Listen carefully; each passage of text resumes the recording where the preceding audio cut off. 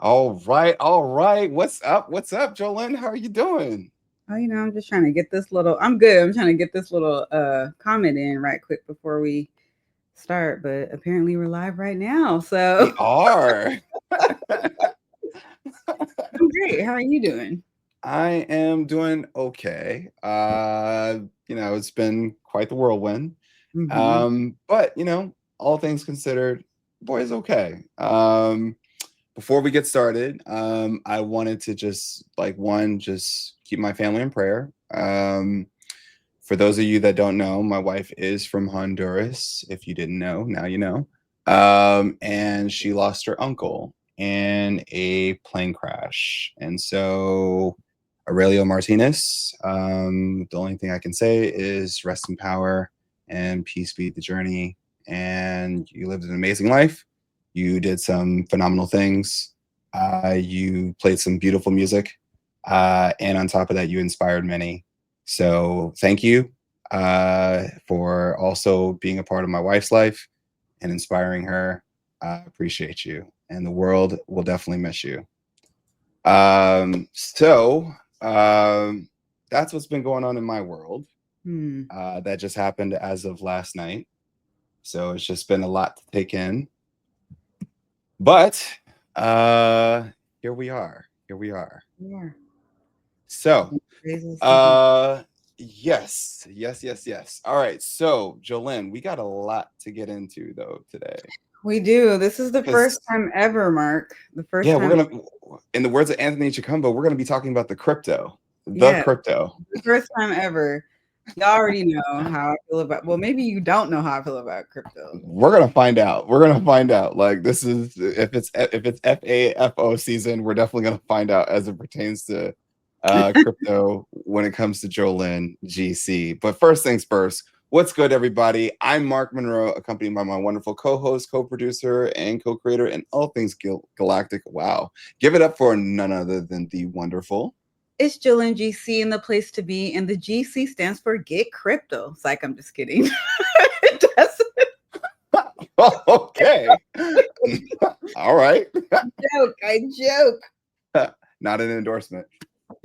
No. All right, so but yeah, we got a lot to unpack today. We got an amazing guest that's joining us. We got the Deal Esquire that's joining us today. So you may have seen him in different spaces. You may see him, you know, around. You probably, if you were at the summit, you actually may have met him. Yeah. He's a phenomenal brother. He has an amazing story. Definitely, for the cause and is definitely about it. I can't wait to bring him to the stage and for him to just unload a wealth of just knowledge on the cousins. So y'all ready? Because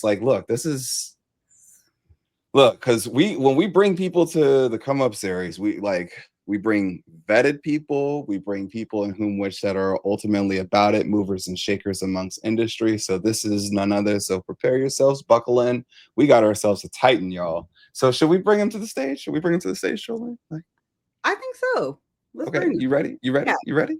All right, bet. All right, so then coming to the stage, we got Mr. Corey Harris, Esquire. Confetti, confetti, confetti. What's Oh, good, hello. brother? Doing well. Thank you. Thank you. Thank you. Thank you. Too kind. All We're so right. here. Go ahead. What'd you say, Jolene? I said we're so happy to have him here. Of Thank you. course. I'm happy to be here. Happy to be seen.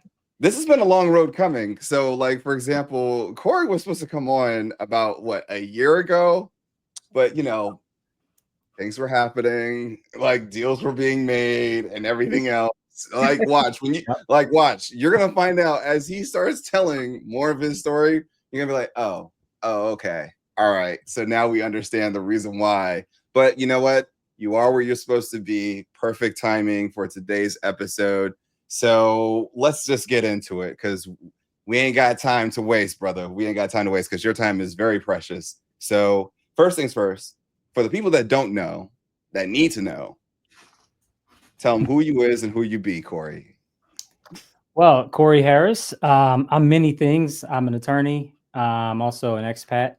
I'm a business advisor. I'm a problem solver. So I would summarize it that way. Bet. Okay, so but you have a very interesting story as it pertains to how is it that you actually came into like like for example, describe your first day as a lawyer. Like, Okay. Yeah. So you may have seen that. So to date myself a bit, I did a JD and an MBA. So I did both, trying to be an overachiever. And that program is a 4-year program. My 4th year, my graduation and my day starting work. So I started work on September 15th, 2008, which was the day that Lehman Brothers collapsed, which was the famous investment bank for folks who may not know. And to add to that, I started in New York City on September 15th, 2008. And my firm at the time was a block away from Lehman Brothers. So I literally, on the morning of Lehman Brothers going bankrupt, they had all the initial associates, they do the new attorney orientation sort of things, like you start a job, and they had us all staying at a hotel a block from the law firm. And it just so happened that in between the hotel and the law firm was the Lehman Brothers building. And so that morning I'm walking, strolling along, not really knowing fully what's going on.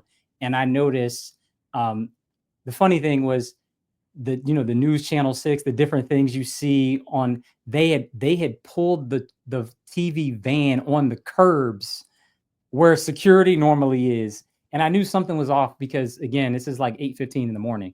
mm-hmm. And the next thing I observed was folks in their mid 30s to 40s with big bankers boxes coming out, and you could see the boxes, but then I looked closer and there were vodka bottles, whiskey bottles, all sorts of stuff. And I'm like, this is strange. And then the next thing I remember specific, and I'm like 6 feet away from these people. This is real time. This isn't blocks away. So I'm Lehman Brothers on the left side of the street, and I'm on the right side of the street looking straight at this. And then you can see the camera folks start pushing the cameras in front of their face, to get their comment. I didn't know at the time, but they were saying, like, can we get your comment on what's going on?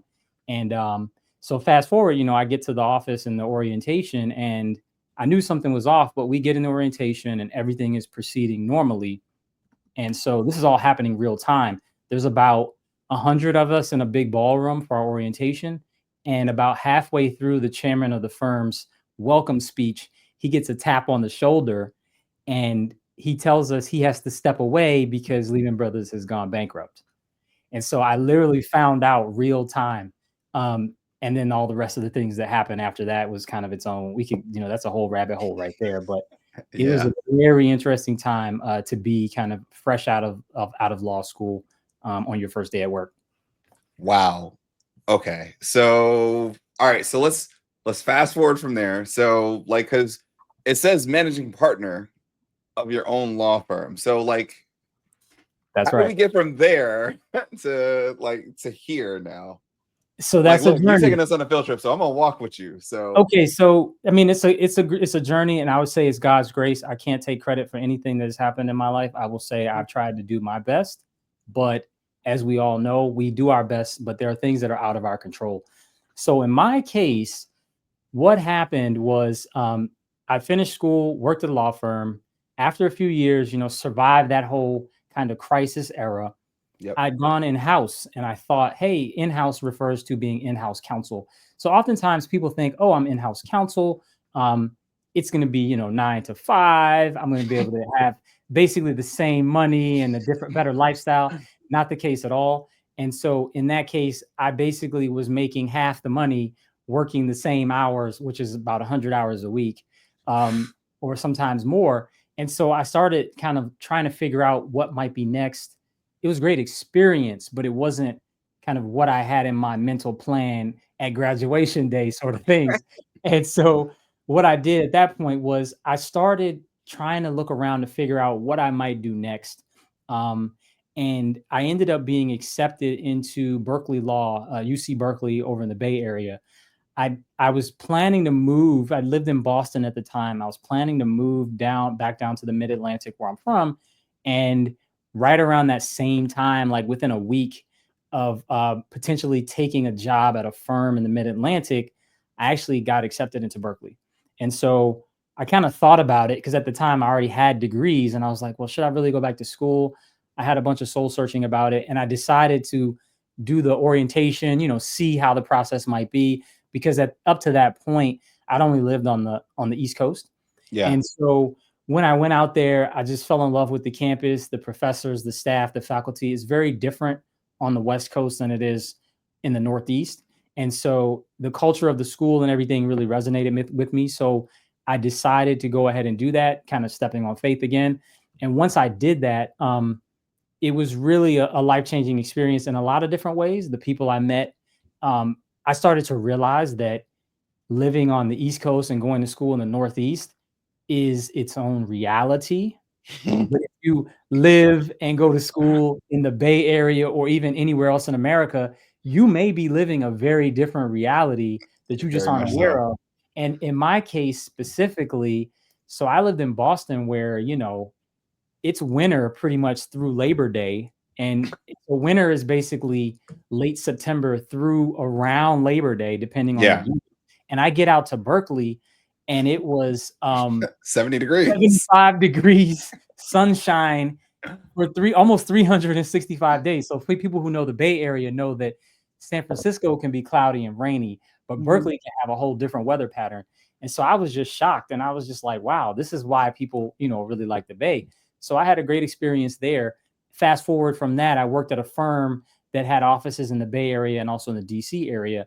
Yeah. And during that process as an associate, I started having a lot of epiphanies about what it means to be a young associate, a person from a diverse background, trying to kind of make their way in corporate America. And what I started to learn was that I met associates again from all around the world, some from Canada, some from New York, who were similar to me, transplanted because, a wife had gotten a job or a wife was from California. And one of the things that I learned in talking to these associates, we were all the same class year. We all came out in 2008, or right around there, 2007, 8, 9, 10, during the great financial crisis. And what I started to learn was I thought that I was the only one catching hell as a young associate in these type of firms. And I realized it took from 2008 up until now, we're at about 2014, 15 timeframe, when it dawned on me that no, folks were catching hell all It's across everyone. the US and having different experiences, but we didn't know each other. We weren't communicating. We weren't, sharing these things. So that was a critical epiphany for me. And the next one was I had a very large, I won't say the name, a large company that everybody uses every single day. And they had a fund manager which does venture capital, which we can get into. And oftentimes in the Bay Area, especially, tech companies will spin out or set up corporate venture capital firms, and they call them arms, and it's called corporate VC.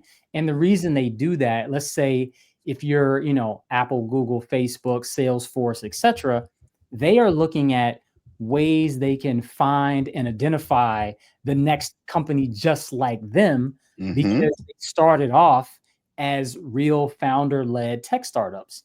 And so in this case, there was a particular client that I had pulled in. I'd gone through all the rigmarole as a kind of a mid-level associate. There's all sorts of things you have to do in a law firm and getting approvals and committees, etc. And I was told that, I could get credit, meaning they would take it into consideration for promotions and raises and all that. But I was also told that I wouldn't be able to potentially share in any of the actual revenue. Profits per partner is what they call it. And so at that point in my career, I had already been, pitching clients, working on different committees, bringing in my own clients. I have a business background.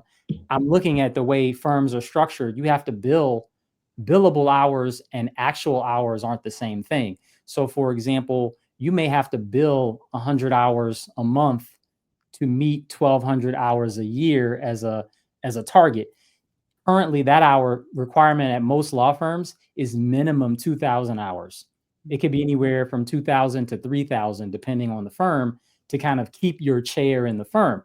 Yep. Bill that many hours a year means you're working roughly 80 hours a week, and you can afford to take basically one day off, not every week, one day off once or twice a month to hit those hour targets. And so when I started doing the math in my head, I'm thinking, wait, I bring in this client. I've done these type of deals before. I know what the total revenue is. I know based on simple math, if I have to bill 2,000 hours a year and my billable rate is $600, $700, $800 an hour times 2,000. Well, you know how much money you're making the firm, and then you know how much money your paycheck says. And this They're not adding up. It's not adding up. It's funny math. And so I started having these thoughts like, wait, this doesn't make a lot of sense. And basically what happened is that process and the politics around that, it was, well, look, we'll let you potentially bring this in, but you won't be you won't really be the one getting credit for bringing this business in, this huge transaction. Right. And so the way I looked at it was, I can't say every firm is like this. I can't speak to things that maybe I wasn't aware of that could have been going on. But I thought, you know what would it be like if I could work for myself with the skills I have and not have a limiter like in a car? You have that speedometer limiter. What if I could do things and not have a limiter over my ceiling of possibility? And that led to me basically taking about 1.5 years. What I did was I stayed at the firm, but what I did was I moved from back in that time, 2016, 17 time, I moved from a $3,600 a month condo in the Embarcadero because I had to walk to work. I didn't have a car. I moved into a house with 3 roommates, not too far away in Nob Hill in San Francisco. And I basically saved for 1.5 years and planned the business strategy of setting up the company, figuring out health insurance, all the things you'd have to figure out if you're a startup founder. Because the first question from an American perspective is, what am I going to do about healthcare? That's usually the first perspective. So I spent about 1.5 years saving and then planning. And then I thought, you know what, let's just go for it.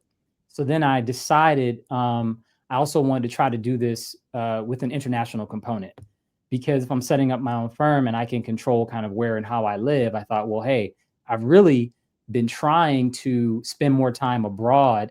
And the way I tried to do it at that same firm I mentioned in 2008 and this other firm in the Bay and in DC, firms will have programs where they let you second or volunteer, as a paid employee in the other offices. Yep. But I kept running into the whole skepticism of me wanting to be in Asia or me wanting to be outside of the US. And so, because people don't fully understand my background. And so I kept running into no's, talking to the different partners in the home offices and going through all the rigmarole. And when I set up my own firm, I said, you know what, I'm just going to figure this out myself.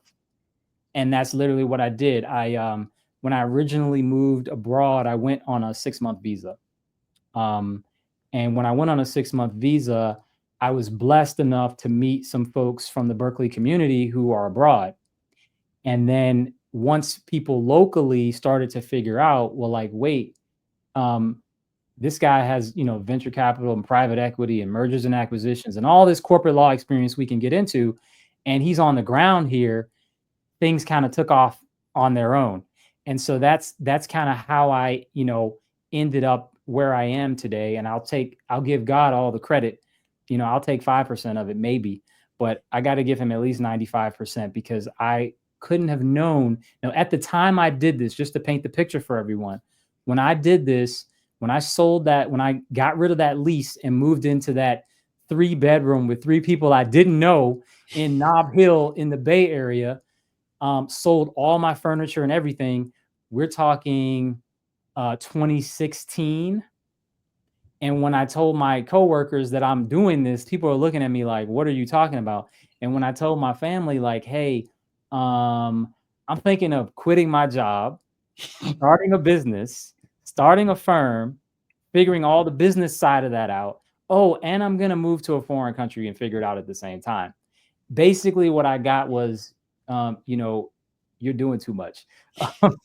And so, but I prayed about it and I planned. I'm a planner. I prayed about it and I planned.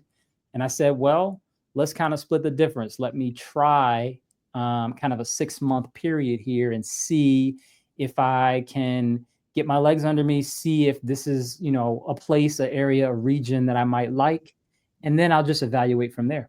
And that's what I did.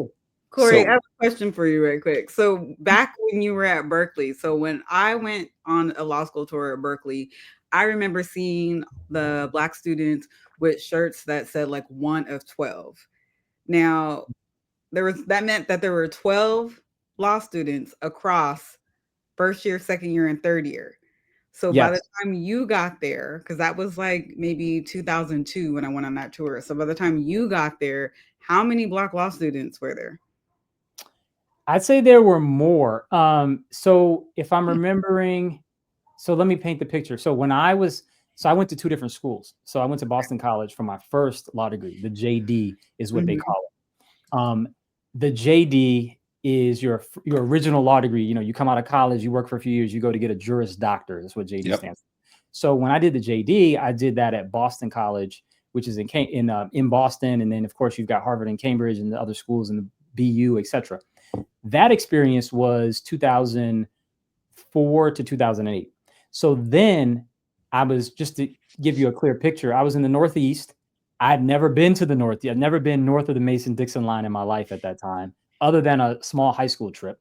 And when I got to Boston, there were, I believe, 3 or 4 African-American males in my class, my entering class. And the total might have been 10 men and women in the first year class. So, and then what they did was they would separate you into sections. So like sections of 60 people. So what that meant was it would be like me and one other guy, and then maybe 2 women in our section. And then depending on, you know, your luck of the draw, you might be the only person that kind of had your background in the other 2 sections. Fast forward 2014, when I'm at Berkeley, I'm doing what's called a Master's of Law, which is an LLM. And the benefit I had of that is I had the benefit of having 6 years or so of work experience, life experience, etc. And I'm in the Bay Area, totally different. In that case, my year being in the LLM program, I was maybe one of a few folks who are quote unquote African American. And I say that because the LLM program is very international. And that there were folks from it was like the United Nations. I might have been one of 2, maybe African American folks, but there were folks from all sorts of countries in Africa, Colombia, etc., China, all that.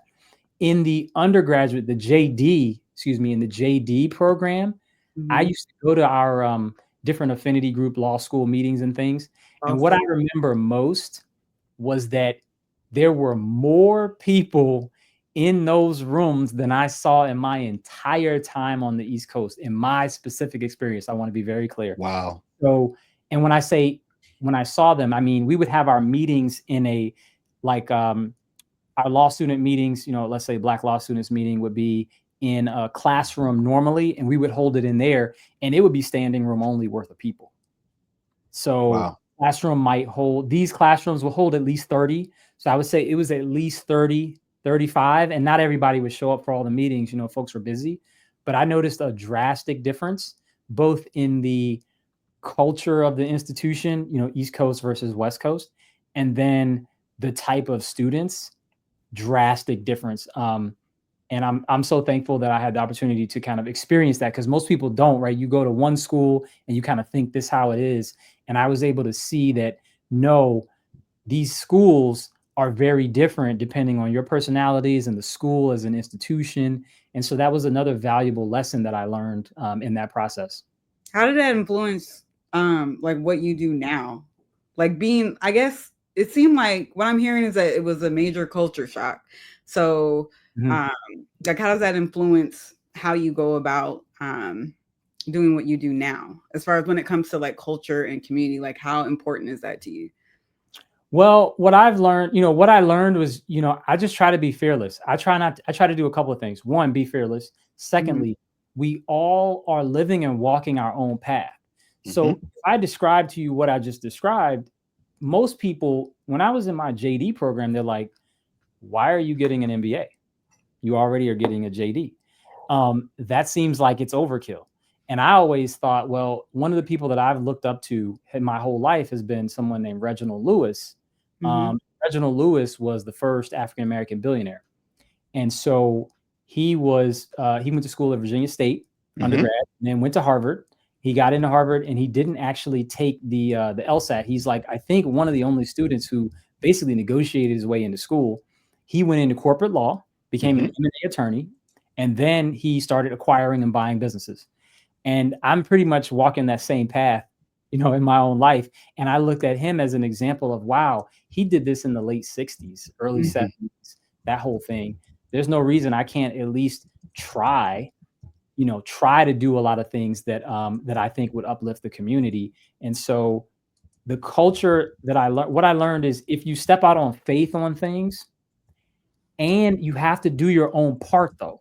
So you can't just blindly say, you know what, I'm going to buy a ticket to a foreign country. I've done no research. I haven't reached out to my network. I haven't done any planning.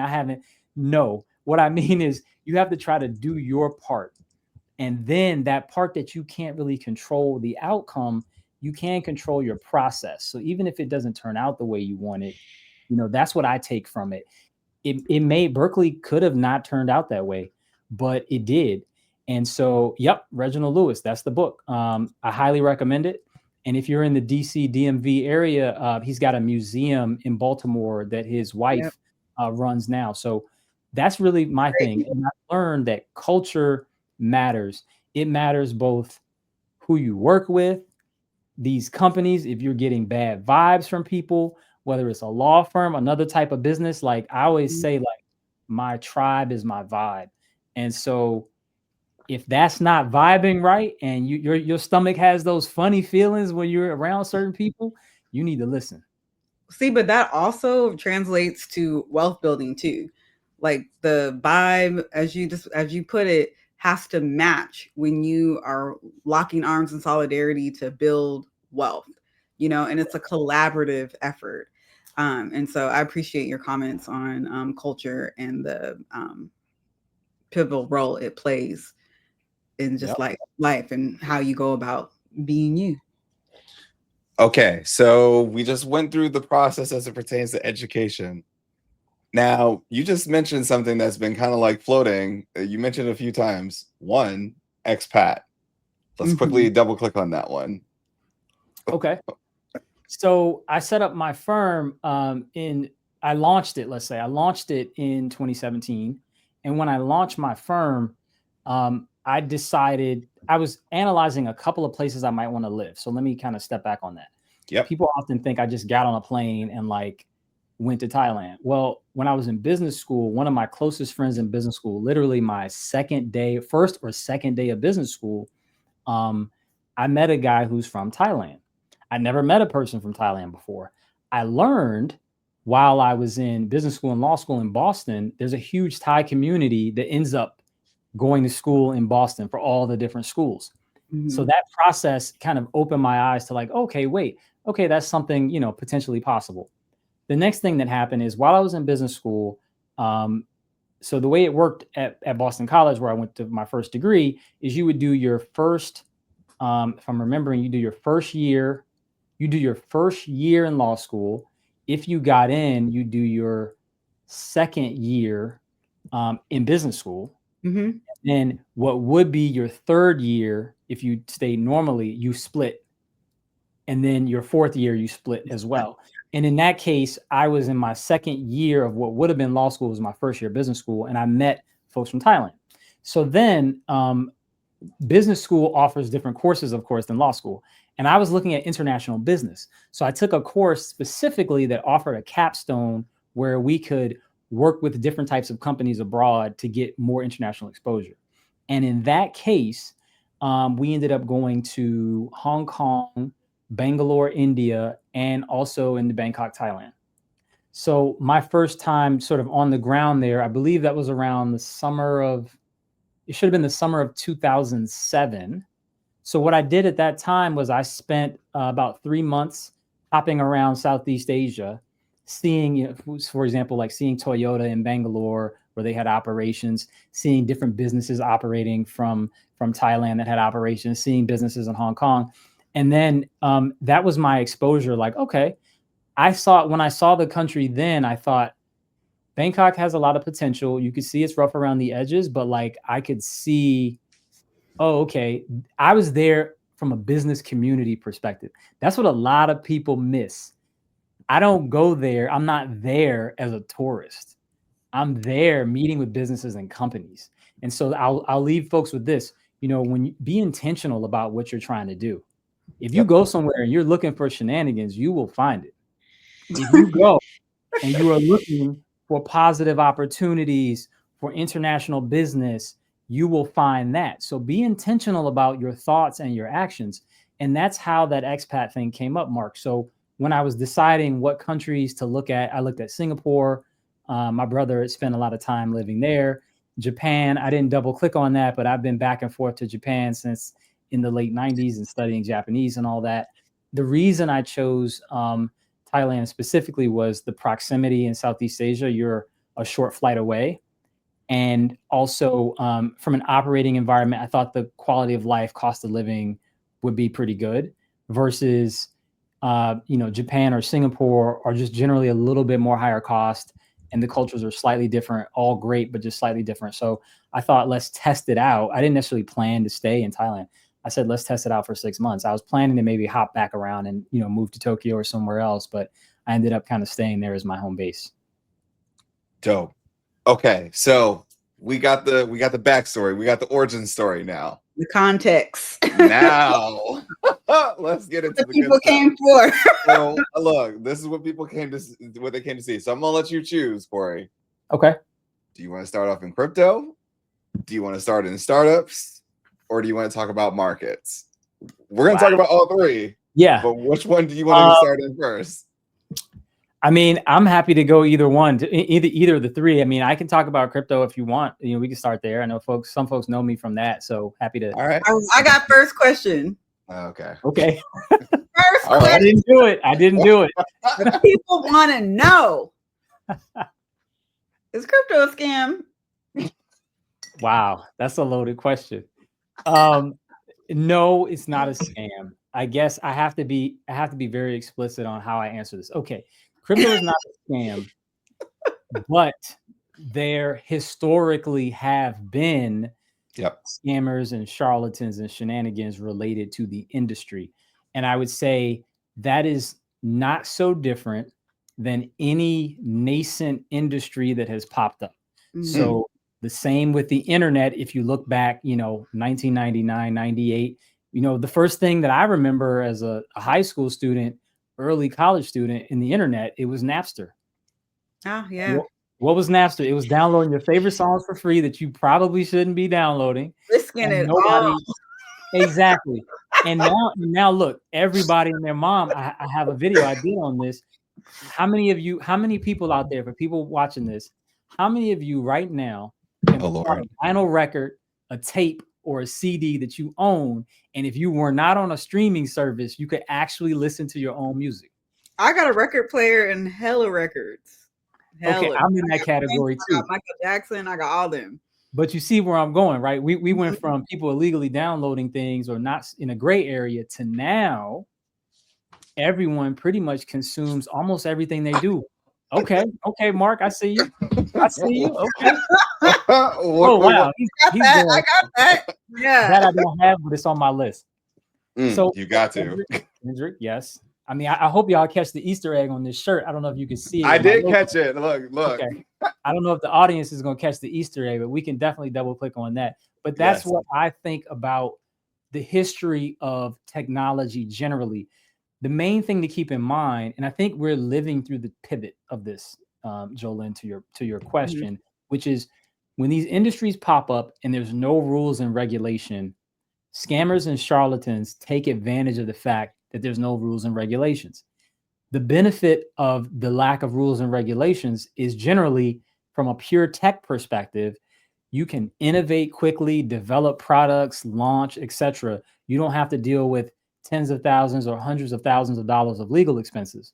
The downside is that anybody can start doing that and people can take advantage of having a loud voice and basically rip people off. And we've seen that. Now, I think a lot of that will still be here because we're in the digital world, but I do think we're living through the changes right now. Let's say in the US, where we're having a lot of regulatory changes that are in process, which are going to mean that there will be guardrails and we're going to have more sophisticated entrance into the crypto space. What do I mean by that specifically? Historically, when I say historically, let's say 2015 through 2018, 19, the Yep. people that you might have seen in crypto would have been kind of your adventurous risk takers, kind of the people that would have been going west in the 1890s to find gold, the prospectors, Shout out right? to all the miners out there. Now, what we're seeing is something different. Now we're seeing the Stanford grads, the Harvard grads, the investment banking types, those types of folks who are saying, wait, the industry is becoming a little bit more mature. Yep. The regulatory environment is becoming a little bit more predictable and friendly. Mhm. And they are starting to enter with a new crop of startups. And so what I think now is we're going to start seeing more of the sophisticated types of crypto-based businesses. Now, that doesn't mean that a Shiba Inu token is something you should bet your house on. No, that's there. You shouldn't do that. I look at crypto just for everybody's clarity. I look at crypto no different than how I would look at venture-backed companies. And the Okay. only difference is that crypto allows your average person to participate in the venture, Yep. but current securities laws do not allow your average person, for the most part, For to venture capital. Exactly.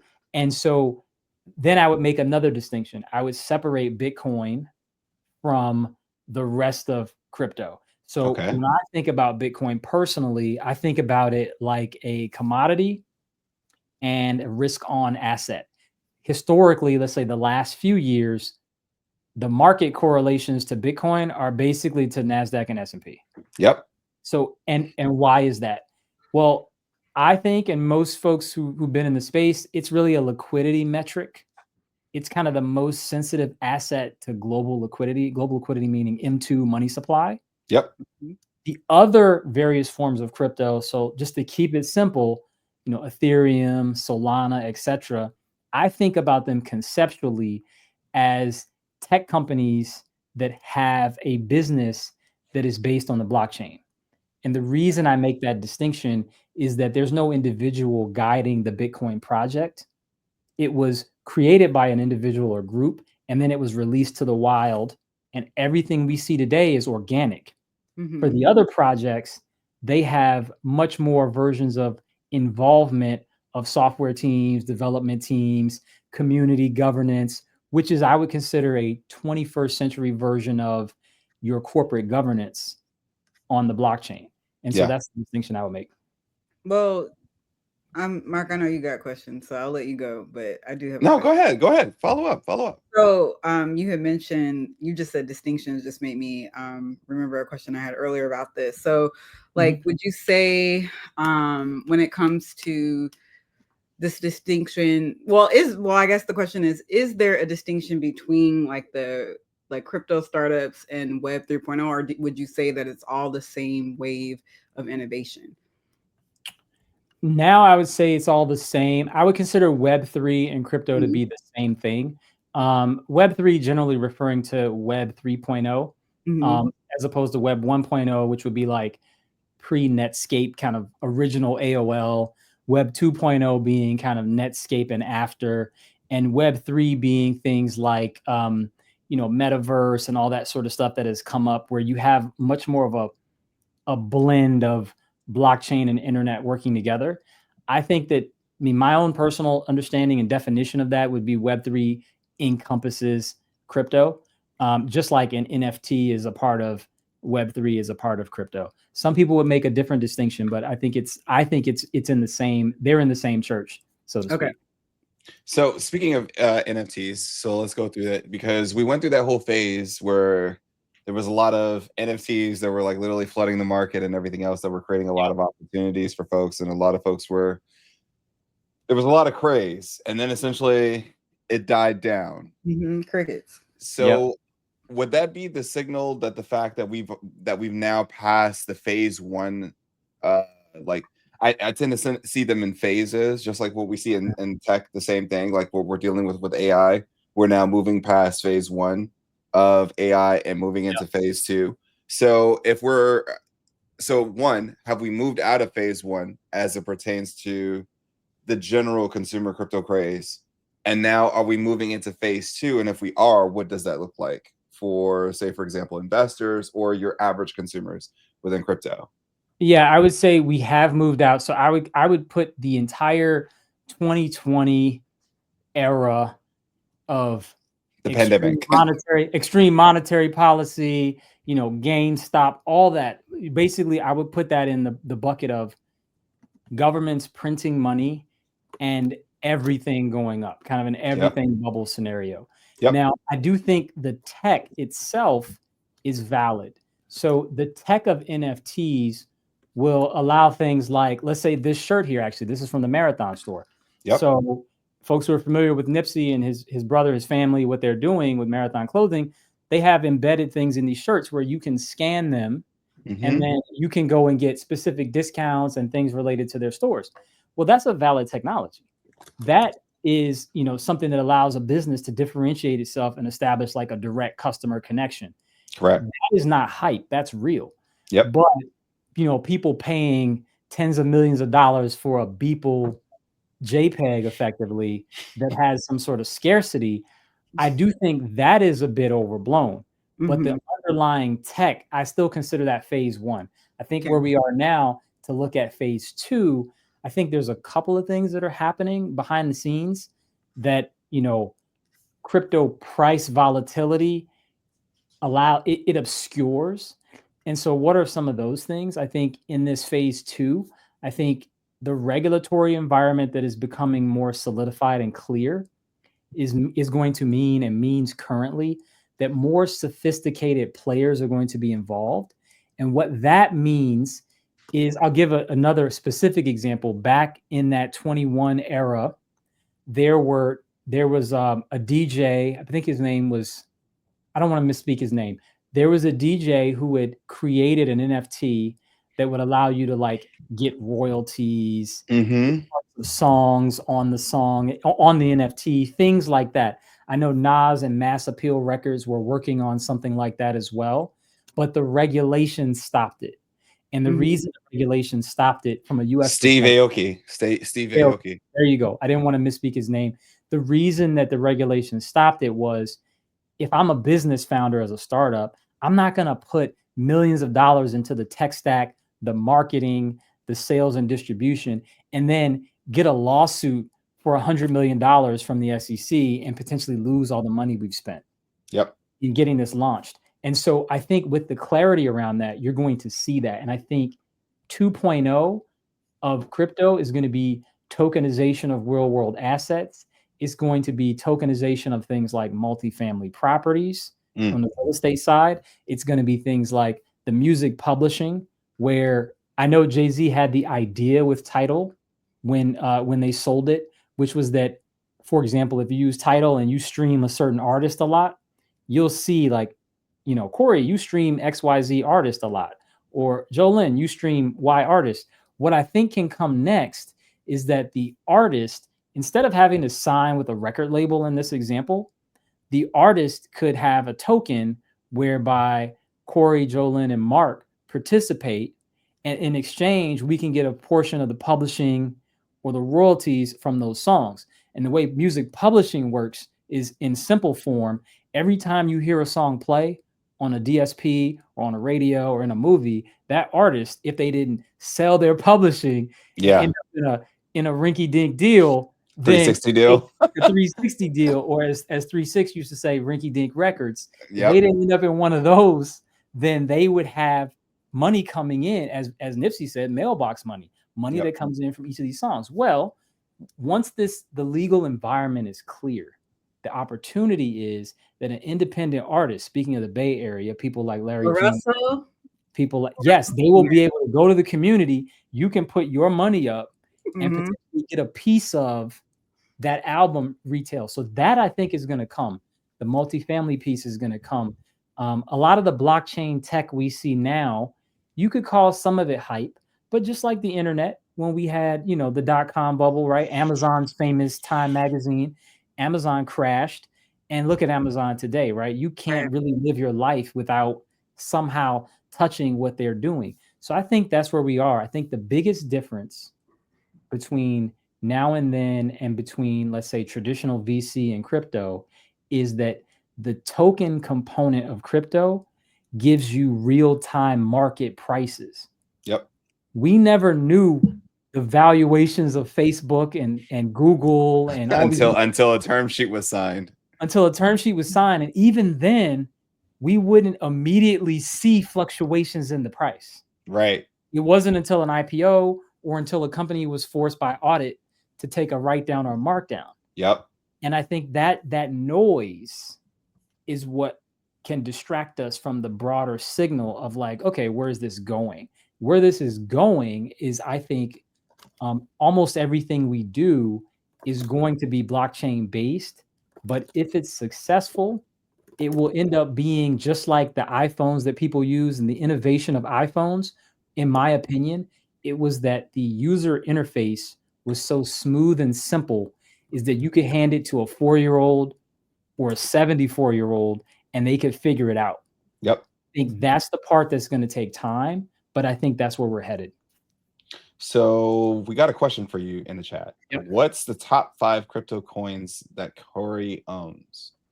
Okay, I'll give you the disclaimer that nothing I say here should be taken as investment advice. There it is. Do your own research. Well, yes, sir. Do your own due diligence. And most of these coins could be considered speculation and you could lose everything. Yep. So with that, I would say the most important crypto that I hold right now is going to start with Bitcoin, the original. Yep. Original crypto asset, really a peer-to-peer cash asset. You got to have the OG in there. And I tell people all the time when they ask me this question, I say, look, go read the Bitcoin white paper. If you don't understand it, put the sections you don't understand into Chat GPT and ask it to explain the concepts. Yep. Because by understanding Bitcoin, it forces you to have a base level understanding of finance, economics, game theory, all sorts of other areas that are become relevant in your life, regardless of whether you think Bitcoin is something or not. Yep. Outside of Bitcoin, right now, I'm not holding too much. Okay. I've been in the cycles since 2013. So I've seen these things go up and go down and go up and go down. You're waiting for the accumulation period to hit. ICO craze, you know, losing different tokens, making a bunch of money in Bitcoin. I've done it all, making a bunch of money in Bitcoin. And then you think, oh, I should go invest in this new hot token. And then that kind of eventually crashes. So now what I'm doing is just sitting tight in the Bitcoin that I have, seeing how things play out. There are other projects. So what I would give the general recommendation is this: if you look at or Google the teams, if you think about this like a venture capitalist, what are venture capitalists doing when they invest in a startup? They are generally backing teams, they're backing humans, they're backing ideas, and they're backing execution. Yep. Those are the things that VCs are thinking about. So think about this the same way. So you should be able to Google and look up for all these different projects. Like if you take Ethereum as the next big player, well, you can look at the team, you can look at the execution, you can look at the coders behind it, and you can think about Ethereum in that same way. You can look at layer 2s like Polygon, Optimism, things like that. And what layer 2s are for everyone here, Ethereum, as you may remember, they have gas fees. These are transaction fees effectively. What that has meant over time is that, like when the NFT craze hit, for example, the fees and the congestion on the Ethereum highway was really high. It's like the 405 or the 101 in LA at 5:30. Yep. You aren't going anywhere. You're not going anywhere. What layers 2s do, layer 2s are designed, and the most famous layer 2 that everyone here will know is Base, which was created by Coinbase. So what Coinbase did is they basically took a fork of Ethereum. A fork means an open source copy. And they created their own network that is high throughput, low cost, low transaction fee. And so I would say if you were looking at the space, you know, look at Base, look at the projects being built on Base. Mm-hmm. And the reason for that is Coinbase is plugging a lot of that into the broader Coinbase ecosystem. Okay. All right. So I have to ask. Okay. Meme coins. I want to know your thoughts on it. I have to. Okay. You know, I had to. I had to. It had to be done. It had to be done. I promise the next question will be a little bit more I know. challenging. We do have more serious questions, but go ahead. I look at me. I'm a big fan of Premier League. I am a Chelsea fan, the English Premier League, even though my team is doing terrible right now. Don't walk away. I know everybody. Now on my fantasy team, I've got Liverpool players. We won't name any names, but you know. But my point is, I look at meme coins, no different than a fan jersey, no different than a Lakers jersey for LeBron. To me, that's what a meme coin is. It's a 21st century version of social commentary. Got it. All the fluff about is this a security? No, it's a social statement in a new form. That's it. That's what I consider a meme coin. Bet. Okay, so let's get into it because, as you know, like what happens in the US versus the rest of the world are two totally different places. Yep. So what is it that you're seeing, given in the sense that you have this knowledge base as well as experience of living as an expat? What is it that you're seeing as it pertains to the crypto world specifically? What is it that you're seeing there versus here in the US? Okay, so that's a great question, and I'll take it in regions. So I'll say North America. Let's take North America, Europe. I'm going to leave out Africa for right now, but not forgetting people, not at all, my people. And then we're going to take Asia. So if we take, let's start in Asia and work our way to the West. So in Asia, historically, and when I say historically, let's say in the last 15 to 20 years, they've had various versions of financial crises that most people in the West don't know about. So for example, in 98, when the Hong Kong dollar depegged, that is a period of time where you might remember that the transition, Hong Kong was a British protectorate. They were administered by the UK. They had a handover to China in 98. Well, one of the things that came from that is that depegging of the currency actually caused a currency crisis in Southeast Asia. In most countries in the region, they had a currency crisis. And what that means is countries had debt in dollars, but those countries cannot print those dollars. They print local currency. Singapore dollar, Hong Kong dollar, Thai baht, Korean won, Japanese yen, etc. Right? But you're a foreign country, you don't have dollars. But for historical reasons, countries go to debt markets and they borrow money in dollars. The reason for that is liquidity. Is the same reason all the pension funds own Apple stock. It's not because they love it per se, they might, but it's a deep liquid market that you can buy and sell if you need to. Now, with that backdrop, that meant that after these financial crises, countries in the developing world historically have had what's called capital controls. And that means that if you are in any emerging market, let's say Mark wants to make a $100,000 investment into an emerging market country, you getting that money in is relatively easy. You make your investment, you follow the rules, you check your boxes, you send your bank wire. Getting the money out is a bit more difficult. And the reason it's a bit more difficult is what I just talked about with the financial crisis that happened in Asia in the 97, 98, 99 timeframe.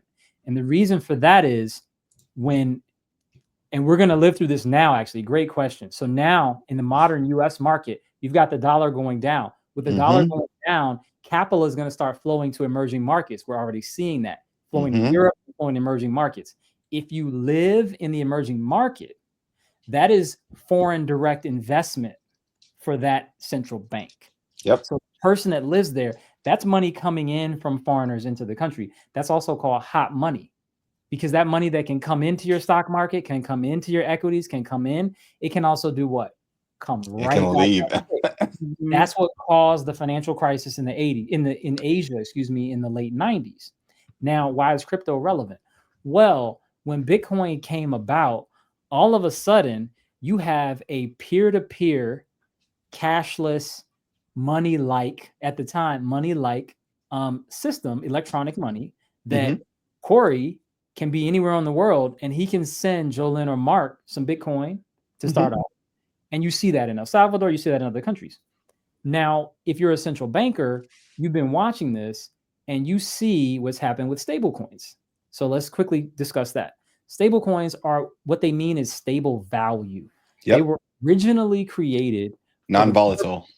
Exactly. They were originally created for the purpose of Bitcoin-based projects and then Ethereum-based projects who raise money in ICOs, right? So pretend you're now corporate treasurer.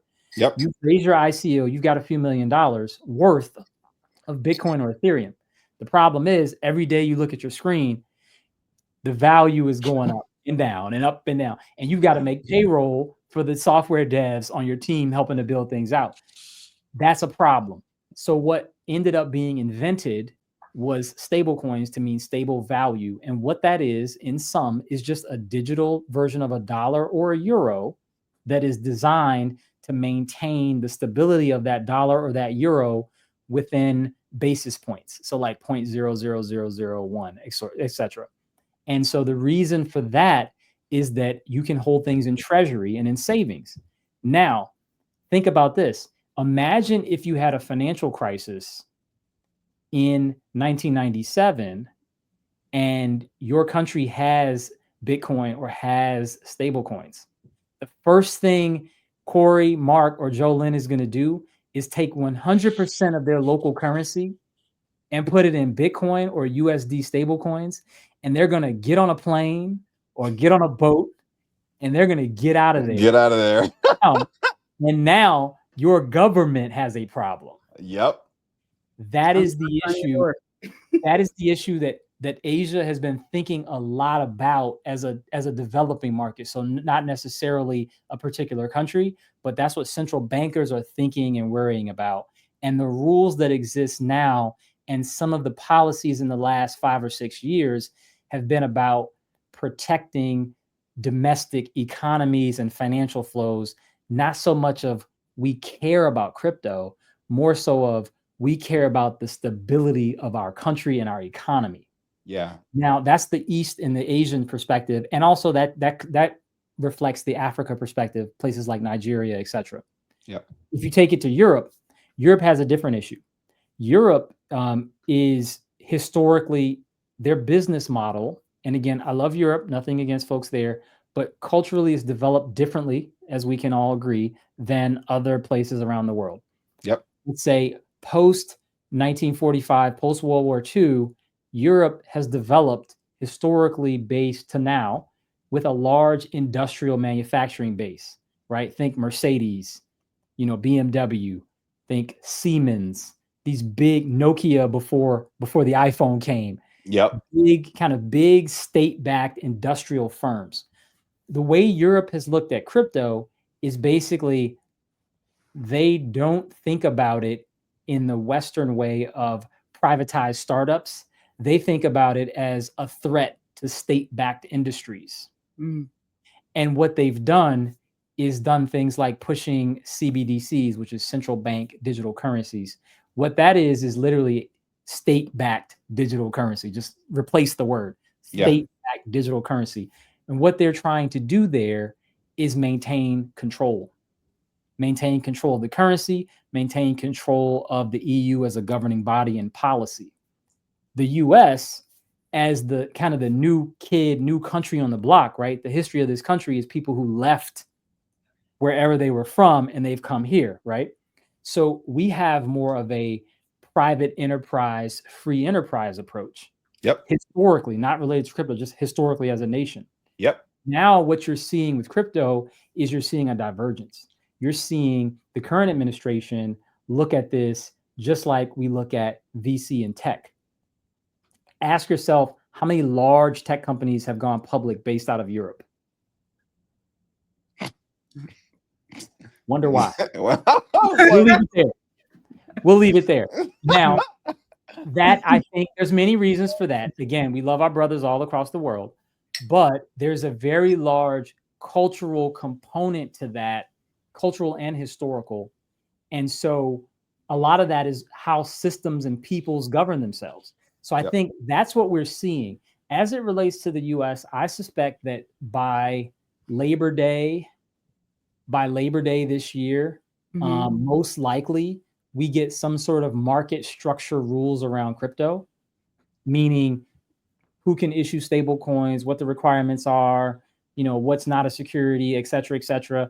I think we're going to also get rules that make it favorable for large crypto projects not based in the US to re-domicile into the US for tax purposes and for all sorts of other advantages. And I think we're going to start to see that happen. We're going to start to see, let's say, the US competing a bit more with places like Dubai and the UAE for a lot of the capital in the crypto space who's gone there after kind of hopscotching around the world and things. And so that's kind of where I think we are now. And where I think Asia is going to be is a version of that US approach, kind of regulatory guardrails, making sure you're not going to have fraud and bad actors. They probably have a bit stricter rules, but I think they're going to be less like Europe and more like the US. Yeah. And the reason for that, and I'll stop here, is that Singapore is the trade hub, the trade and financial hub in Asia for all sorts of stuff. They are effectively the Switzerland of Asia. So Switzerland is known for finance and banking. Singapore, the same thing. They're not going to create rules that would effectively kill or cut off an entire new industry to their banking system. And I think that's going to force the rest of Asia to follow similar policies from a competitive perspective. So there was a question back up, Mark. Yeah, I did. So I'm there. Okay. So we have a question from one of the cousins in the chat. So he quote, Corey, what are the implications of adding cryptocurrency to the US Reserve, considering the volatility of the crypto market? Yeah, that's a great question. I'll give my personal opinion on that, and then I'll say, here's what I think. So I'll separate Bitcoin from everything else, and then we'll talk about Bitcoin first. I think the concept of holding Bitcoin, there are pros and cons either way. I think what the original intention of the quote cyberpunks who created Bitcoin and that ethos, that community, was about, you can call it libertarianism or personal independence from government. And there's a school of thought that says, hey guys and girls, we do not like the fact that you are basically inviting the government into the space in a way that's giving it outsized power. I think it's a risk. I'm not going to say I think it's bad or I think it's good. I think it's a risk because political administrations change. Prerogatives change. In legal terms, exigent circumstances can occur. Exigent circumstances is a very specific term, and it means unforeseen events that require unforeseen actions. So that is what people that take a view that this is negative, that's what they think. They think, hey, we might be happy now for the next few years, but like, where could this go with the government so large in the space? Now, as it relates to the rest of the digital asset space that's not Bitcoin, I think it's risky. I think it's risky because the appearance is that there's some grift going on. I can't say that that's true, but the appearance. I don't know. I don't know whether it's good or bad. I think we'll have to see. We'll have to see kind of how things play out. If we look back in 4 to 5 years and we see an industry that's flourished and we see all sorts of different types of startups and companies and opportunities, I think we'll look back and say, okay, this was fine. If we look back and we see, 20 people who've become deca billionaires, I think we'll look back and say, well, you know what? That wasn't a good idea. That led to a lot of human nature-based problems. So I'm going to give folks the benefit of the doubt right now, but I'd say I'm skeptical on everything outside of Bitcoin. And I don't necessarily think the government should be purchasing Bitcoin. I think, again, the same issue. If you can buy it, then you can sell it. So the details of how that will work are going to matter quite a bit. What can they glean from the frameworks that Singapore and Switzerland implement now as far as remaining competitive and entering that market? Okay, so I'll talk about Singapore first. I know it fairly well. I've done a lot of work in the jurisdiction in different capacities.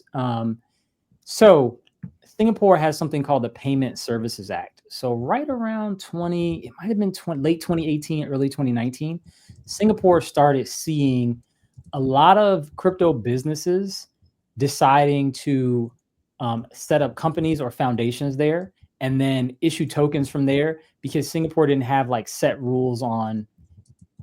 It was kind of a gray area. They didn't have the approach of the US where it's like, we're going to just sue you out of existence. But they also had more of a laissez-faire approach that said like, hey, as long as you're not violating these streamlined set of rules, you can like issue your token and we'll leave you alone. And so what ended up happening there was their government, the MAS, which is the Monetary Authority of Singapore, which is their version of the Federal Reserve, they worked with the legislators and put together the Payment Services Act. And what that did was it took the fintech rules, so think Stripe and Square, and it also took things around the crypto digital asset space and put them together. So they were well ahead of the US in that. And they created a streamlined system. So they have a strong banking sector. And what they did was, so if, for example, anybody watching this, if you use Coinbase, Coinbase has, a US entity, a UK entity, and they have a Singapore entity. So I think they may have one in Japan as well. But most of their business, when they first went to Southeast Asia, they went under this Payment Services Act. They followed the various rules and they set up an exchange there. And it's relatively straightforward about what you need to do and how you qualify, and everybody likes it. And I think that is the key for how we're going to see things from now. I think the main piece is we're going to see probably tweaks around their rules to stay competitive with whatever the US ultimately comes out with.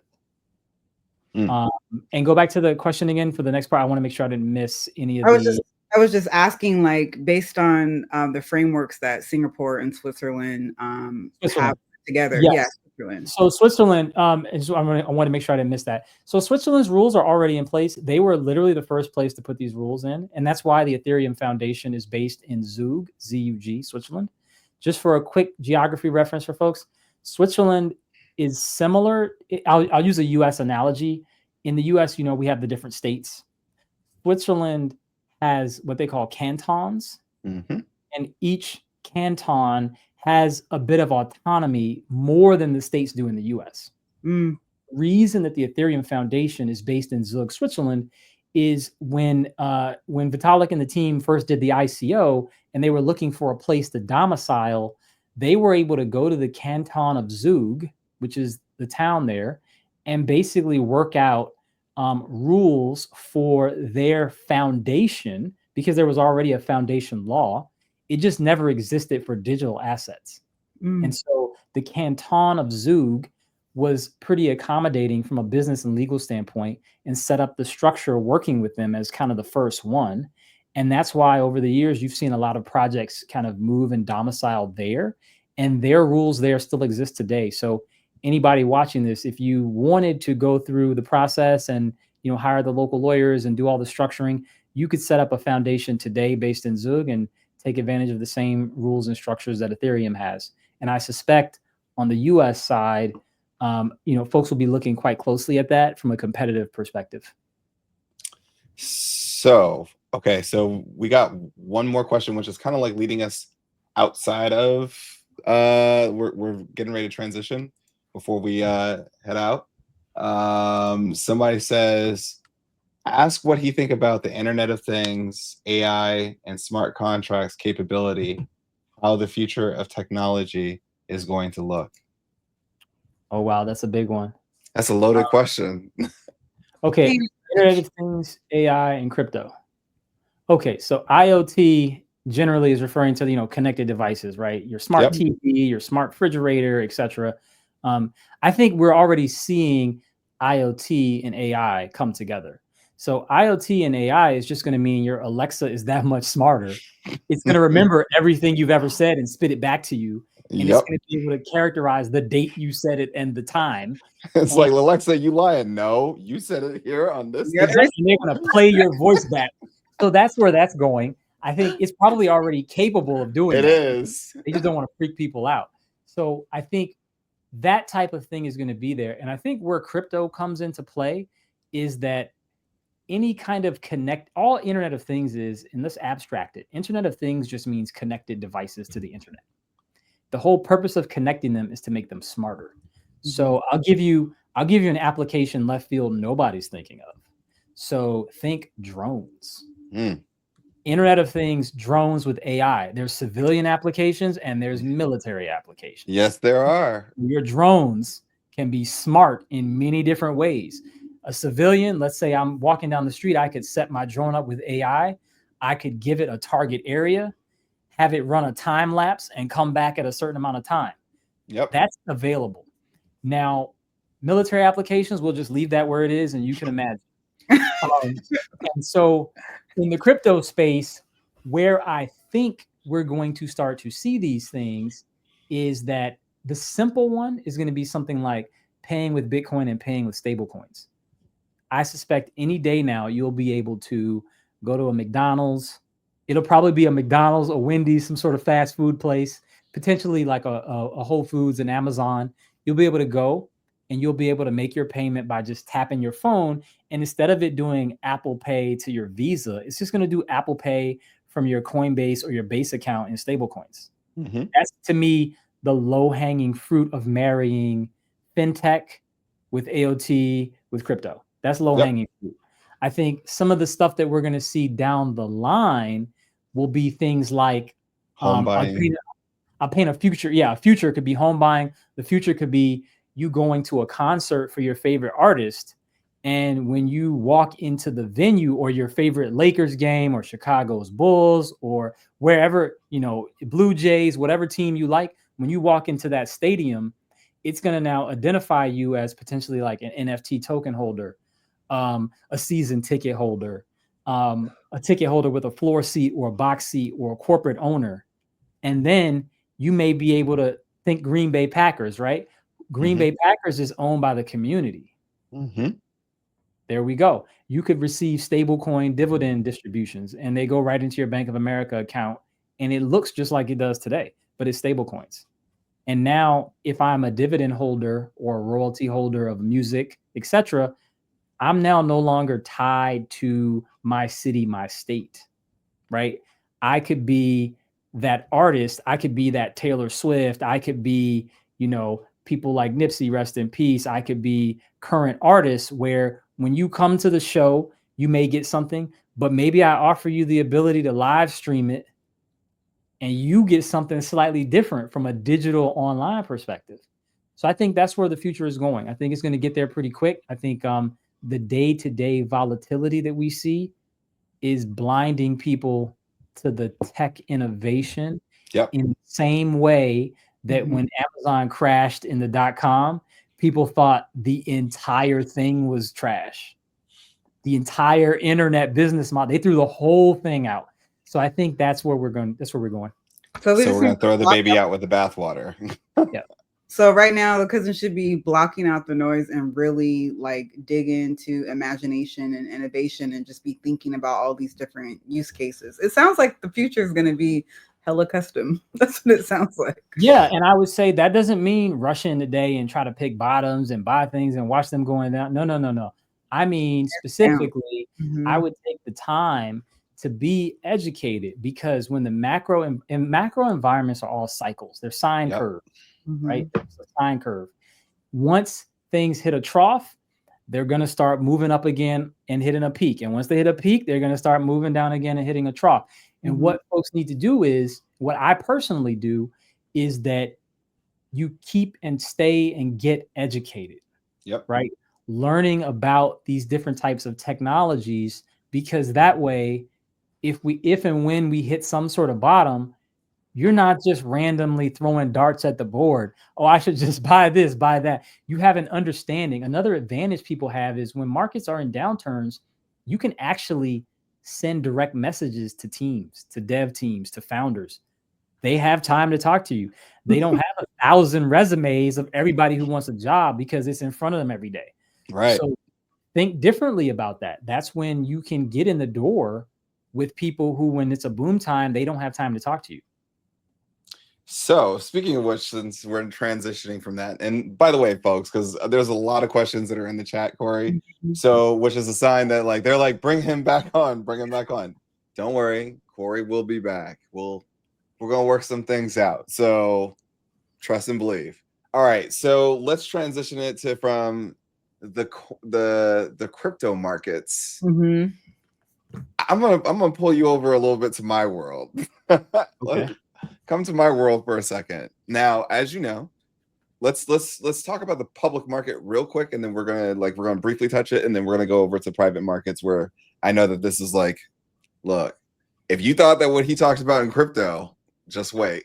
All right, so we're seeing a lot of volatility, not only in crypto markets, but we're also seeing it in equity markets. Yep. Especially like the Mag 7 ultimately dragging down, pretty much the S&P 500.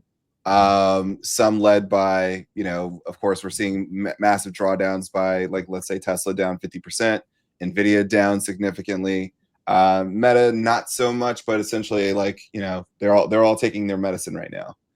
Mm-hmm. Out of the Mag 7, in your opinion, which company do you think stands the best chance over the next, let's say, 3 years to lead the 7?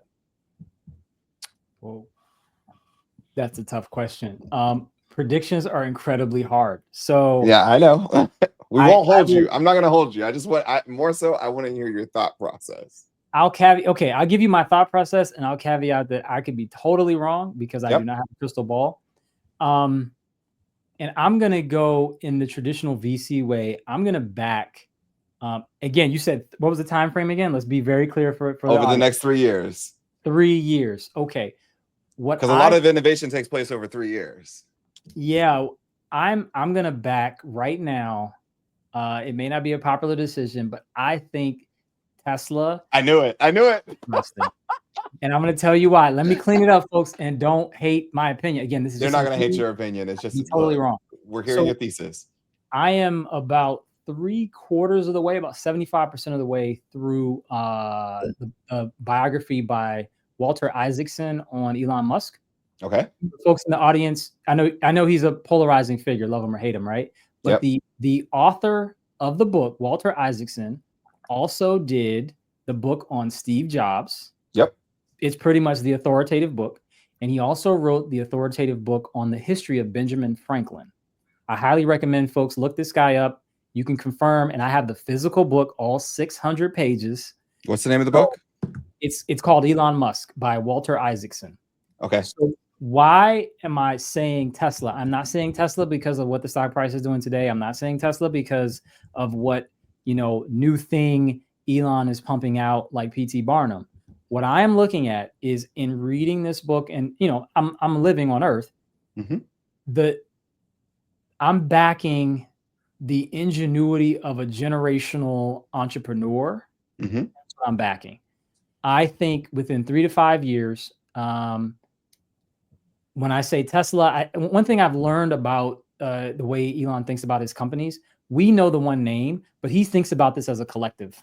He's thinking about Tesla, SpaceX, Neuralink, Boring Company, Starlink as one ecosystem. There's one ticker that trades, but he's not looking at it that way. Now, he has his own issues, again, well documented, won't go through any of that, don't support or validate any of that stuff.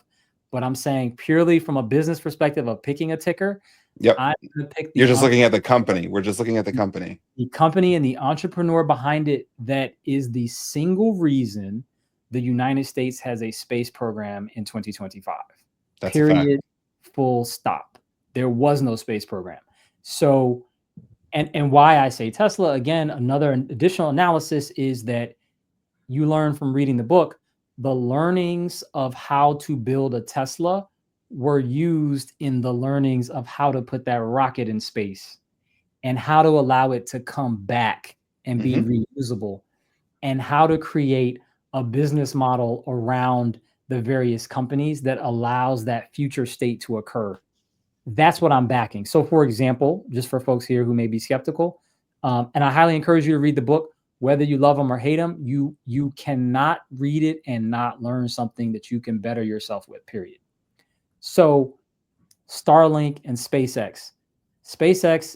There's a long discussion around SpaceX, why it can't work, why putting rockets, why it's too expensive, etc. One of the lessons I learned from the book was he took the shop and machining approach of creating Teslas, which are made of in like the different use the same thing for rockets. Use the same thing for rockets. And when the engineers would say that's not possible, he would have folks from Tesla and SpaceX and Starlink go talk to each other. All the engineers at all his companies talk to each other in a symbiotic way to translate those learnings. So he would have the engineers at Tesla on the shop floor at SpaceX and vice versa, so that space tech can be potentially implemented in the car tech and vice versa. Yep. And I think the synergy of all that, given all the different companies and things he's got going on, I think that's going to create a significant advantage for that company long term. That doesn't mean you need to run out and buy something today or tomorrow. I'm not saying that. But on a 3 to 5 year, I would definitely be looking at what they're doing. Yeah. So the reason why it's very interesting that I knew that you were going to say that, it was either going to be a toss-up between NVIDIA for me or Tesla. Those were the two that I was thinking that you were going to head down. It was just, I was like, okay. All right, so let's move it over to private, because I know that we're starting to run out of time. So let's talk about like your world of the private side. So before I even ask you any questions there, can you discuss a little bit about like what do deals look like outside of the norm that everybody's so accustomed to on the international side?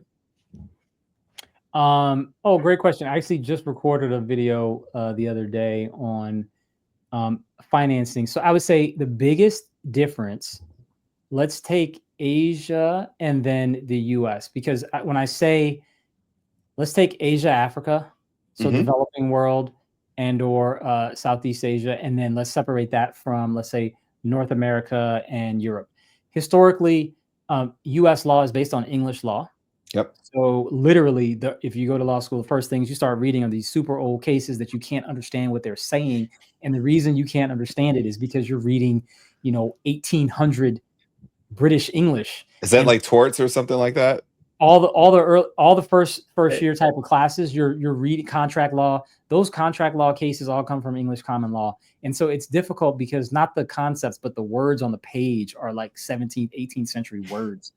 Why do I say that? Because the rules in the West broadly are all based on English common law with slight differences.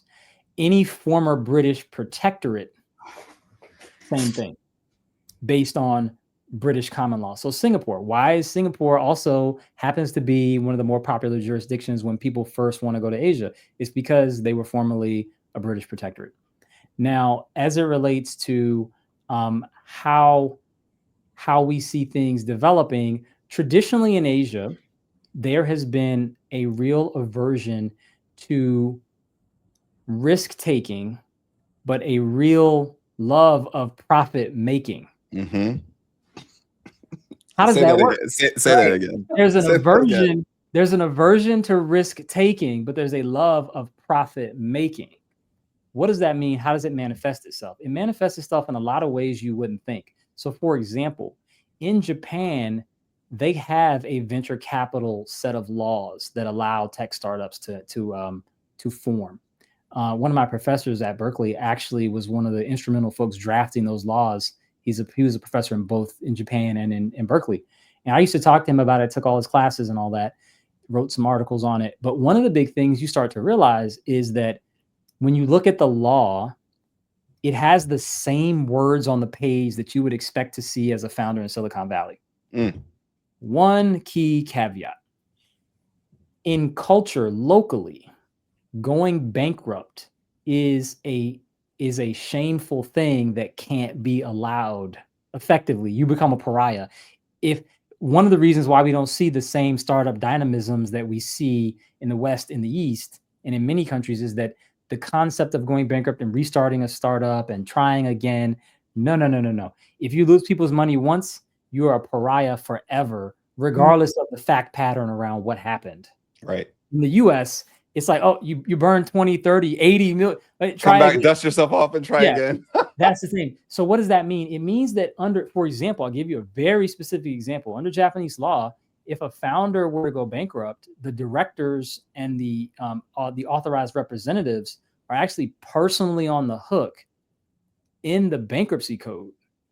That's the difference. The startup law looks the exact same as it would, or similar as it would in the West. Yeah. But that one little detail that if you file for bankruptcy, you are personally liable and your directors and officers are personally liable, it means that the rules don't operate how they would anywhere else.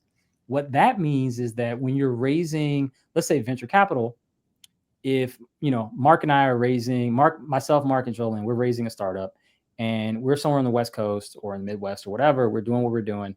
And we go to VCs, we get safe agreements, right? Safe agreements are simple agreements for future equity. That means somebody's going to write us a check for 100K, 250K, $500,000, $1 million, and we'll give them a discount when we convert at a price round. We'll do these little things. We can close that deal basically in 3 to 4 days max. Yep. Okay. And we can just off and run in founders and do our startup. Mm-hmm. We don't have a legal obligation to raise another round because under the safe, you could raise another round, but not a legal obligation to raise another round. You could say, hey, it didn't work out. You, me, we're not on the hook for that. The other instrument that we have in the West is called the convertible note. Yep. A convertible note is shorthand for convertible debt. Yep. That is historically on the East Coast, of course, being more conservative. New York investors would say to a West Coast startup, we all need convertible notes. We all need convertible notes because we don't know what you guys out there are going to do. Over the last 15 years or so, the ethos of the West has kind of moved east, and that now in the US, it's kind of market standard. Everybody would do a safe. Yep. Why wouldn't you do a safe? Well, if I'm giving Jolyn and Mark, let's say $2 million, and I'm like, guys, I'm not so comfortable that if something doesn't work out, like you don't have to call me anymore. So I would do a convertible note, which means in 18 months, we have to have a conversation. You have to either raise a round from a VC at a certain price that I can convert in, or we got to have a conversation and I'm coming on the cap table and we're shareholders and we're all together now. One of the two. In Asia, you tend to never see safes. No. Capital NEVER. It's all just equity, right? Culturally, you'll see convertible note, convertible debts. They call them convertible bonds, depending on the country. Convertible notes or convertible bonds. But the concept is that this is a debt instrument. And the reason is culturally, people want the upside, but they don't want any of that downside. And they want to be able to say, we can take control of whatever you have been doing if we need to. Yep. And so the convertible note concept, sometimes again, is called a convertible bond or convertible debt instrument. That is what you're going to see as a startup in Asia before you get to a priced venture round. Yep. When you get to a priced venture round, it's going to be the exact same in the West. And then the same thing in Europe. Europe is the same pretty much as it is in the US. I'd still say convertible notes are a bit more popular in the European markets as well for similar reasons. I mean, the one you see stuff coming out of here first. Yeah. Because it's more encouraging, It's the risk aversion as well as risk taking. Not to say that there aren't great innovations and things coming out, but what that meant in the market. So I can tell you what it means in the market. It means in the market that in Asia, generally, most startups you see coming out have corporate venture capital investment as opposed to pure VC investment. Yep. So if you look at a cap table and there's 10 investors, you may have a large public or banking conglomerate as the largest investor on a tech company coming out of Asia, and the smaller investors will be traditional VCs, versus here it's much more dynamic of who you might see on the cap tables. So what are so as we know, we're probably in this arena where we're starting to see where venture capital is definitely going through some of the tough moments, especially post Silicon Valley Bank. So the VC market here in the US has become a little bit tighter. So I'm going to ask you a little bit of, I'm going to ask you to put a little bit of your legal hat on, but I'm also going to ask you, before you put the legal hat on, I also want you to tell us, like, what does it look like, you know, on the other side of the pond as well? Like, are we seeing some of that same tightening, or are we saying that, okay, hey, capital is a little bit loose on the east, on the far east side, in the sense of like capital is flowing, or are those markets also getting tight as well? Yeah, I'd say from the global capital perspective, we're all one big happy family and everything's connected. And the reason, I'll give you concrete examples of that. So let's take 2020 through 2023 so. Because of the history of the US and the US is the global market publicly for liquidity, right? Your Apple, your Mag 7s, etc.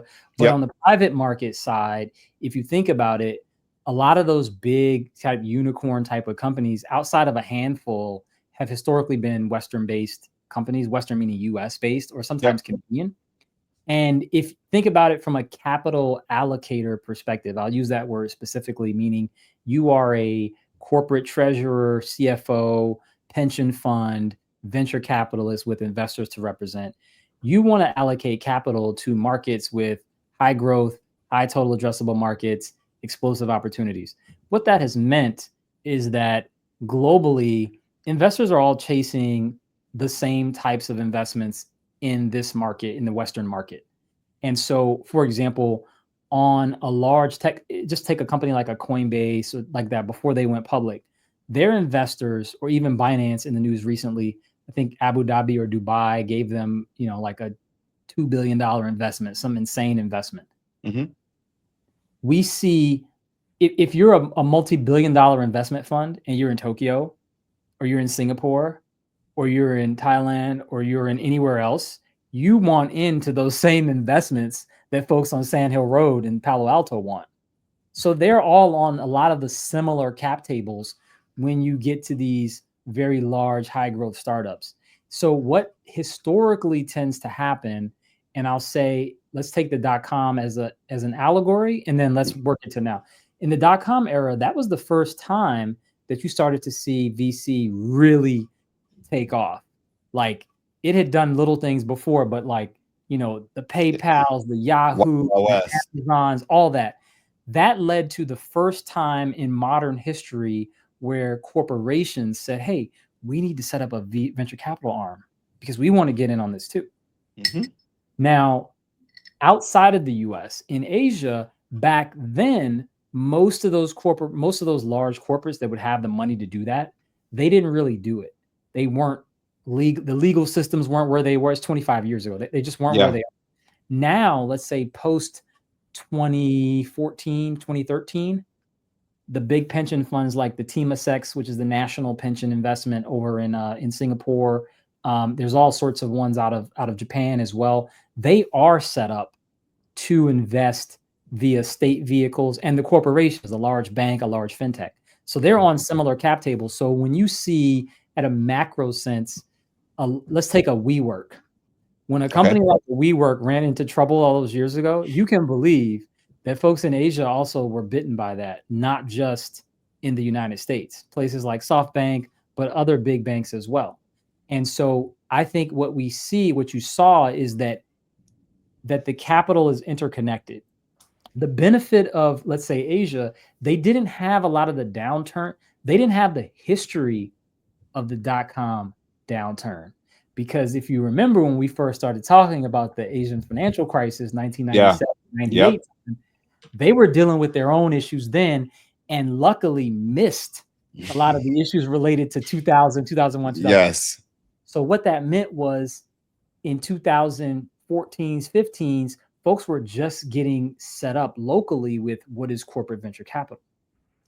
So this current cycle for Southeast Asia is the first cycle writ large where they've seen kind of instabilities and downturns in some of the portfolio companies and that sort of a thing.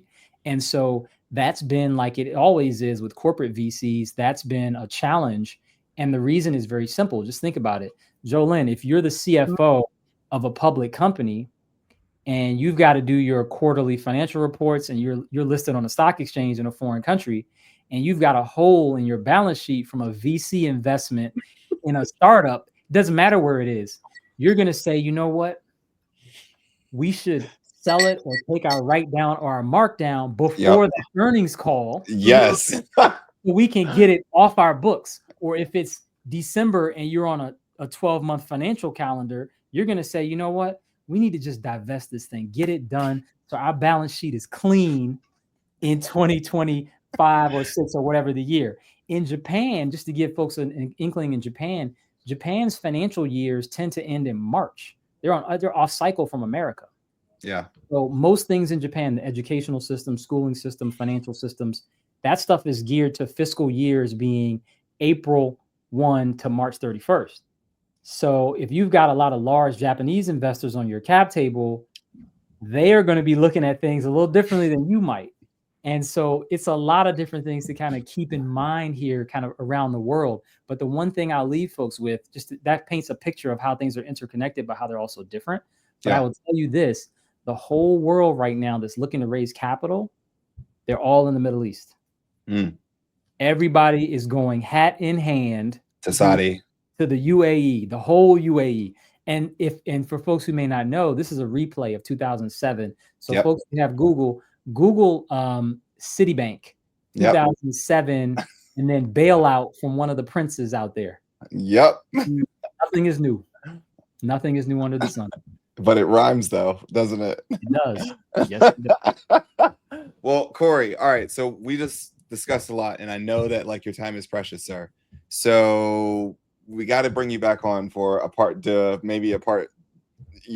of them. We got to bring you back on for a few more episodes because this is amazing. But also, here's the cool thing. Corey also has a YouTube channel himself. Yes. So Corey, if they want to hear more information from you, because you're going to be cranking out some content on your own, sir. So tell them where they can find you as well. Okay, so if you see here on screen, you see @Deal Esquire. That's my YouTube. So if you go to youtube.com/@Deal Esquire, you'll see that. So all of my YouTube videos that come out, all that sort of content will be there as well. On Twitter or X, I've got that same handle. And then you can also connect with me for folks professionally on LinkedIn. Same thing, Deal Esquire. You can look me up on LinkedIn as well. And I've got a bunch of different content on different topics, as we've kind of talked about here, expat related things, business related things, crypto related things, and I'm happy to help. So folks who, if you have questions, make sure to put them in the comments below this video, and we can all, Mark, Jolene, and I can huddle about that and see what we can do. Perfect. All right. So did you want to leave them with anything else before we sign off?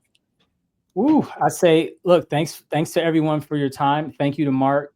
Thank you to Jolene. Happy to, meet folks here from the Come Up series. Like I said, I've been to some of the events, but it's a great community you have here. And I think we can all help each other together. So I'll end it with that. Bet. Well, thank you so much for watching. Y'all, we went overtime, and it's like it was a pretty dope episode. And I know that a lot of y'all are sitting in the comments like, I gotta pawn the replay. Right. We had a lot of folks talking about, can you go more time? Look, we did go overtime, y'all. We did go overtime. So, but thank you guys for tuning in and watching. We'll have Corey back on the show, but like I said, he has a few YouTube channels. Like I said, if you want to learn everything crypto, you definitely got him over at Digital Corey. If you want to learn everything else, you got Deal Esquire, I think. Deal Esquire, and we're merging those channels. So you can check me out. Just for people in the comments, you'll see Digital Corey was my first kind of exploration into YouTube and all that. So I've got a number of videos. He's perfected it now. Crypto education. It's all crypto education. What is Bitcoin? What is Ethereum? What is a stable coin? And then Deal Esquire is going to have the same content, but we're going to go more into the venture stuff, the startup stuff as well. And you'll see, you'll see me have those crypto videos over time start migrating onto Deal Esquire. So all the new content, just go to dealesquire.com. Deal Esquire at YouTube, not .com. I was going to say, wait a minute, hold up. No, don't have that. That was a misspeak. So go to Deal Esquire at YouTube, and you can also connect with me, Deal Esquire at LinkedIn. And thanks everyone for your time. Appreciate it. All right. Until next time, be sure to like, comment, and subscribe. Definitely want to hear your comments down below. But until next time, I'm Mark Monroe. I'm Corey Harris. And I'm Jillian GC in the place to be. And this has been your come up. We'll see you guys in the next one.